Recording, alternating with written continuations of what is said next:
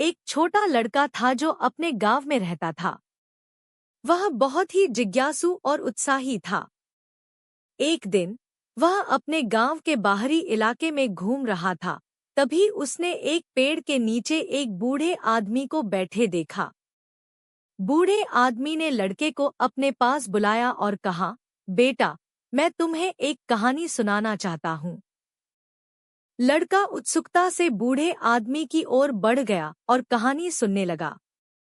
बूढ़े आदमी ने कहा, एक समय की बात है, एक छोटा सा गांव था जिसमें एक छोटा सा लड़का रहता था। वह लड़का बहुत ही गरीब था और उसके पास कुछ भी नहीं था। लेकिन वह लड़का बहुत ही मेहनती था और वह हमेशा अपने लक्ष्य की ओर बढ़ता था। बूढ़े आदमी ने आगे कहा, एक दिन उस लड़के ने एक बड़े शहर में जाने का फैसला किया। वह शहर में गया और वहां उसने एक बड़े व्यापारी से मुलाकात की। व्यापारी ने उस लड़के को एक काम दिया और कहा, तुम्हें मेरे लिए एक बड़ा काम करना होगा। तुम्हें एक बड़े पत्थर को उठाना होगा और उसे मेरे घर तक ले जाना होगा।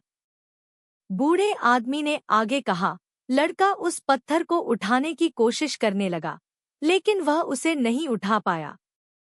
वह बहुत थक गया और उसने हार मान ली। लेकिन फिर उसने एक बात सोची और उसने उस पत्थर को उठाने की कोशिश की।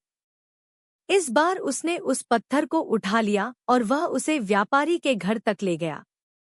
बूढ़े आदमी ने आगे कहा, व्यापारी ने उस लड़के को बहुत सारा पैसा दिया और कहा, तुमने मेरे लिए एक बड़ा काम किया है। तुम्हारी मेहनत और संघर्ष की वजह से तुमने यह काम पूरा किया है।